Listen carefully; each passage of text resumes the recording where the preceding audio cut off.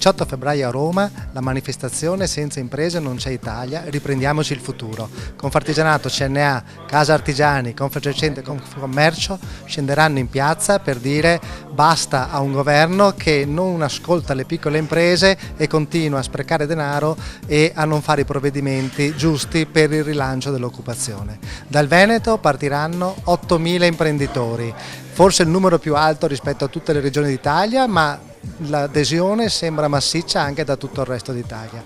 Sarà una grande manifestazione, non ha importanza chi c'è ad ascoltare, ma il messaggio deve arrivare al Parlamento italiano. Le imprese piccole non ce la fanno più, sono la spina dorsale di questo paese e non possono continuare ad avere un governo che legifera contro di loro.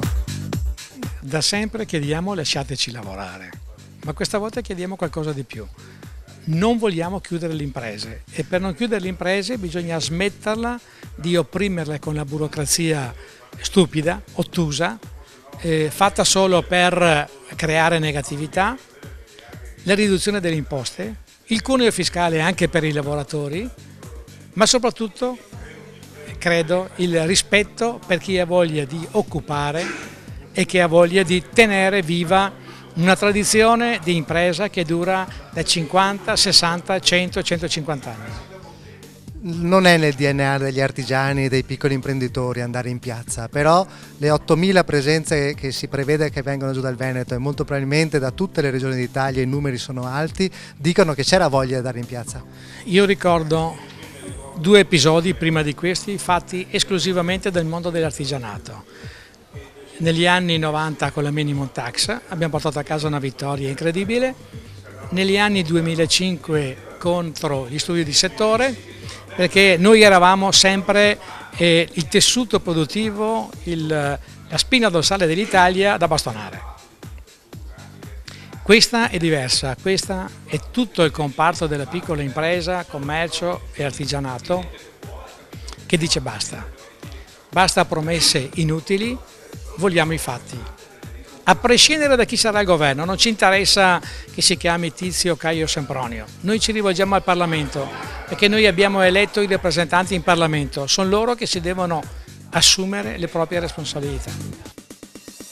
Presidente, dal Veneto partono molte persone per questa manifestazione del 18, dove la piccola impresa scende in piazza, che non è un suo mestiere, per dire che non ce la fa più. Il Consiglio regionale del Veneto ha voluto avvicinare e dare una testimonianza di attenzione a queste imprese con ospitando la conferenza stampa di oggi.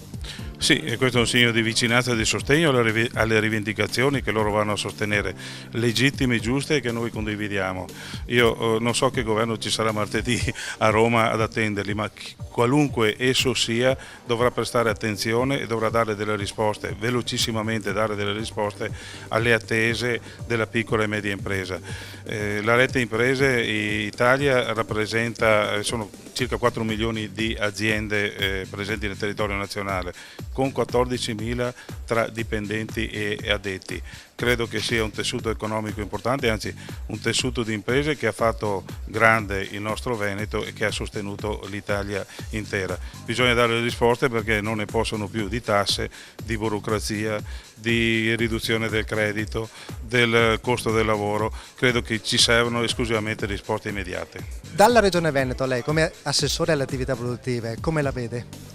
Ma la vedo esattamente come i nostri imprenditori, che è giusto che manifestino e che è giustissimo che siano in misura massiccia, soprattutto dal Veneto, perché io credo che sia il nostro sistema, la nostra regione, il nostro sistema economico regionale che sta di fatto supportando le spese pazze, se così le possiamo chiamare, di un paese che è allo stremo, che non si rende conto di dover tagliare su quello che è un costo della macchina, che è soprattutto, ahimè, romana, e che deve tenere conto che assolutamente non abbiamo più gli occhi foderati di prosciutto, non abbiamo più l'incapacità perché comunque va avanti, perché comunque ce la si fa.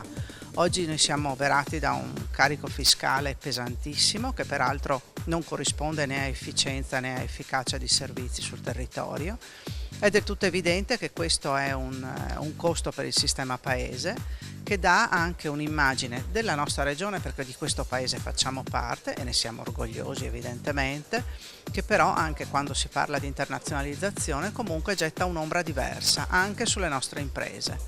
E quindi noi non siamo più disposti a tollerarlo questo. Noi come sistema veneto politico e amministrativo è del tutto evidente che stiamo cercando, e di questo ne siamo pienamente coscienti e responsabili, di dare strumenti migliori rispetto a quelli nazionali. Però il carico fiscale, il costo dell'energia, tutto ciò che non dipende da noi come regione purtroppo grava sulle imprese, e noi il grimaldello per far saltare tutto non lo abbiamo. Credo sia giusto manifestare, quindi noi siamo a fianco dei nostri imprenditori come sempre.